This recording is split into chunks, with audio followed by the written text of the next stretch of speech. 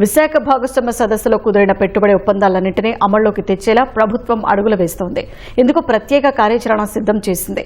ఒప్పందాలను 3 ఏళ్లలో గ్రౌండింగ్ చేస్తామని సీఎం చంద్రబాబు ఇప్పటికే ప్రకటించినందున ప్రాధాన్య క్రమంలో అమలు చేసేందుకు దశల వారీ లక్ష్యాలను అధికారులకు నిర్దేశించింది.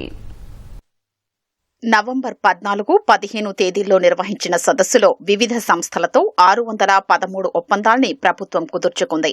వాటి ద్వారా 13.25 లక్షల కోట్ల రూపాయల పెట్టుబడులు రాష్ట్రానికి రానున్నాయి. వాటిలో ఇంధన, పరిశ్రమలు, మౌలిక సదుపాయాలు, ఐటీ రంగాల పెట్టుబడులు 11,74,960 కోట్లు. 4 విభాగాలవే 88.62% ఉన్నాయి. వివిధ కంపెనీలతో కుదుర్చుకున్న ఒప్పందాల్ని ఆన్లైన్లో అందుబాటులో ఉంచారు.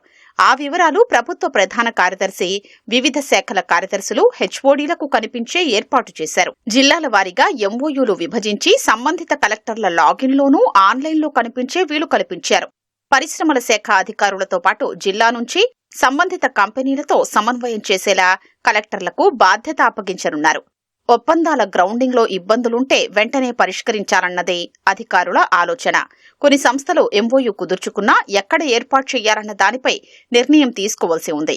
ఇప్పటికే పరిశీలించిన ప్రాంతాల్లో ఏదో ఒకదాన్ని వెంటనే ఎంపిక చేసుకునేలా సదరు కంపెనీని అధికారులు కోరనున్నారు. ఆయా కంపెనీల ప్రతినిధులతో సమన్వయం చేసుకుని ప్రాజెక్టులను ముందుకు తీసుకెళ్లాలని అధికారులు భావిస్తున్నారు. 2వ దశలో డీపీఆర్లు పూర్తి చేసేలా కంపెనీలతో అధికారులు సంప్రదింపులు జరపాలని నిర్ణయించారు. వాటికి ఎస్ఐపిబిలో ఆమోదం, గ్రౌండింగ్ చేయించే వరకు పర్యవేక్షణకు కార్యాచరణ రూపొందించారు. భాగస్వామ్య సదస్సులో ఒప్పందాల విషయంలో అధికారులు ముందస్తు వ్యూహంతో వ్యవహరించారు. ఎంఓయూ ప్రతిపాదనలు ముందుగానే సంబంధిత కంపెనీలకు అధికారులు పంపారు. వాటిపై పూర్తి స్థాయిలో సంప్రదింపులు జరిపిన తర్వాతే ఎంఓయూ సిద్ధం చేశారు.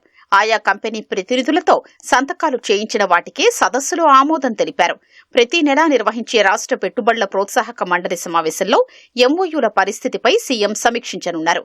ఇప్పటికే డీపీఆర్లు అందించిన కంపెనీల ప్రతిపాదనల్ని ఎస్ఐపిబికి ఆమోదానికి పంపనున్నారు. ప్రభుత్వ ప్రధాన కార్యదర్శి, వివిధ శాఖల కార్యదర్శుల నేతృత్వంలో ఏర్పాటైన కమిటీ ఎంఓయూ ప్రతిపాదనలపై ప్రతి 15 రోజులకోసారి సమీక్షిస్తోంది. 5 ఏళ్లలో 20 లక్షల ఉద్యోగాలు కల్పించాలన్న లక్ష్యాన్ని పర్యవేక్షించేందుకు ఏర్పాటు చేసిన మంత్రివర్గ ఉపసంఘం ప్రతి నెలా సమావేశమై ఎంఓయూల అమలుపై సమీక్షిస్తుంది. ఏదైనా కంపెనీ నుంచి సమస్య ఉన్నట్లయితే జోక్యం చేసుకుని పరిష్కరిస్తుంది.